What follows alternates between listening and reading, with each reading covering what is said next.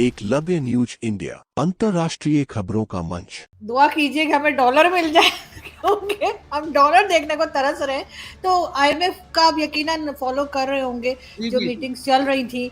क्या लग रहा है आपको कि दोबारा इनको यानी लोन मिल जाएगा, और अगर मिल जाएगा तो पाकिस्तान में रोका कैसे जाएगा उस पैसे को? ये तो फिर बाहर ले जाते हैं।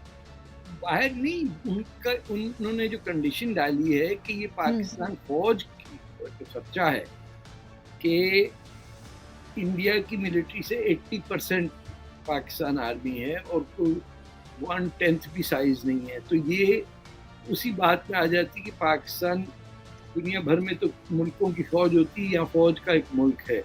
तो द बेसिक थिंग इज कि this money is being asked for to feed the military establishment. तो उनकी तो रिवाज ही बन गया है ना कि ये पैसा जो है, और हर पाकिस्तानी भी इसमें एग्री करता है। पाकिस्तानी क्या, जो पाकिस्तान में पंजाबी मुसलमान है वही पाकिस्तानी है, बाकी कौन है पाकिस्तानी? उनके यहाँ 100% ये है कि जी फौज है, जी फौज को तो देना ही है, और ख़त्म हुई बात। इसमें बहस की गुंजाइश ही नहीं है, चाहे वो बलोचों को मारे, पश्तूनों को मारे, सिंध में गोली चलाए, जो करना है उसको करे पाकिस्तान फौज, चाइना को ज़मीनें बेच दे अपनी।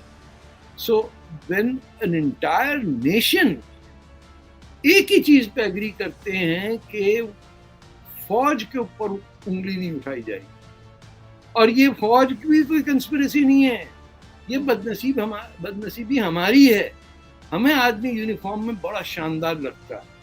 मैंने 1958 का मार्शल लॉ देखा था, I was very young at that time, but military को पहली दफ़ा सड़कों पे देख के all of us were enamoured, यार कमाल है, फौजी जा रहा है। और वो तबाही की तरफ चला गया उस दिन, अक्टूबर 1958 की बात है। But as a people, we are fascinated by military and uniforms and killing and making people suffer.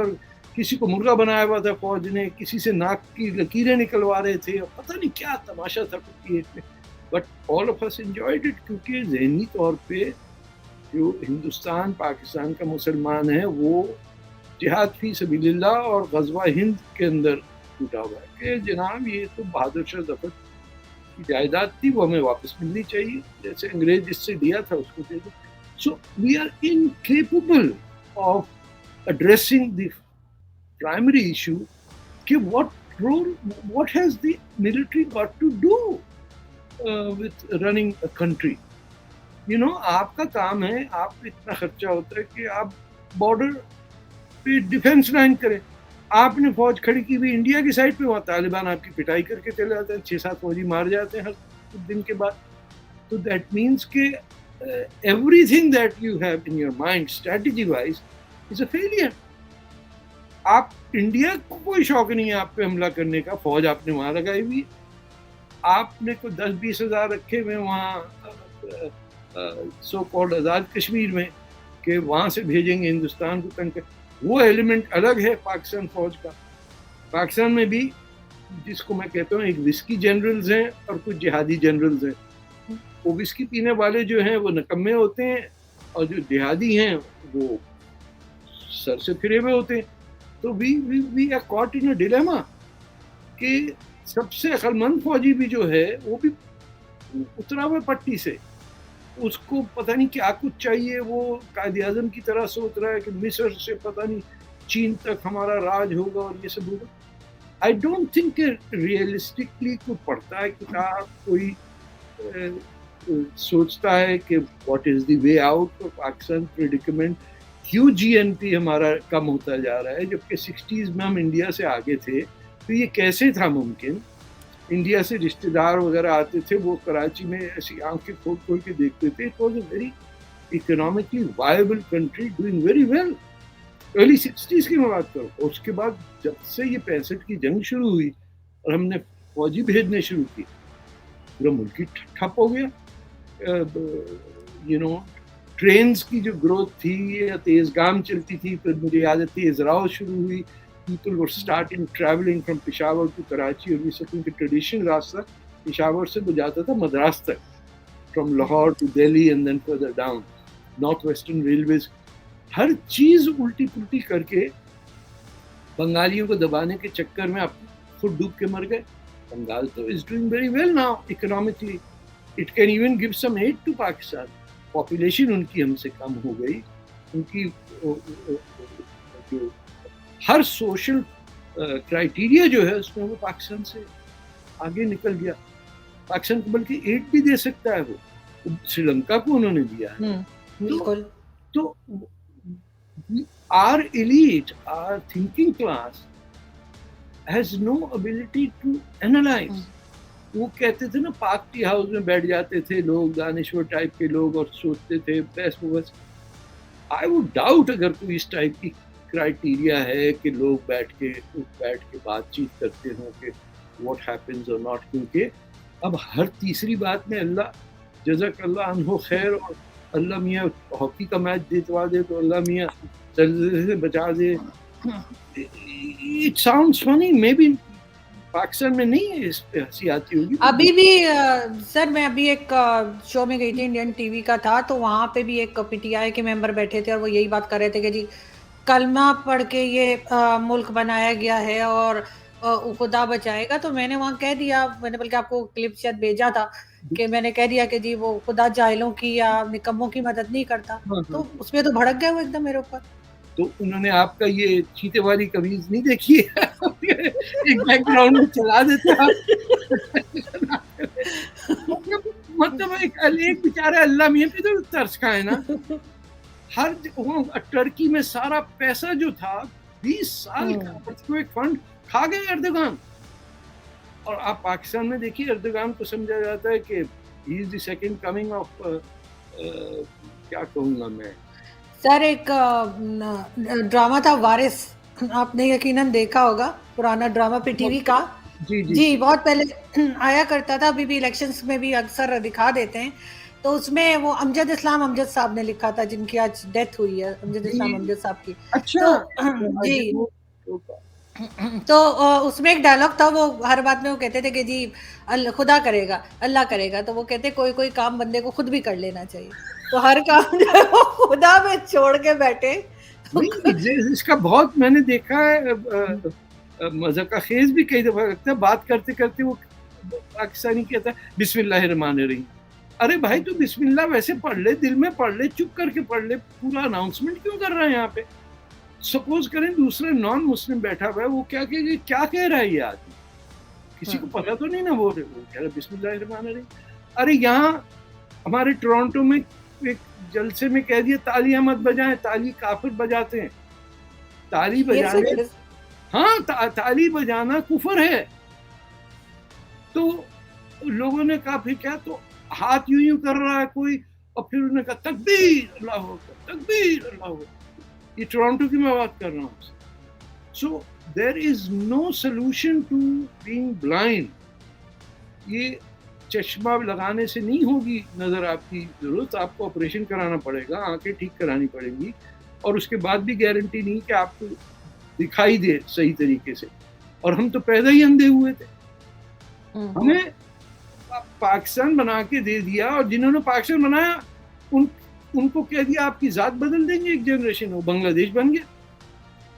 46 کے الیکشن میں بنگال کے علاوہ مسلم لیگ ہر جگہ ہار گئی, اور ان کو کہہ دیا غدار.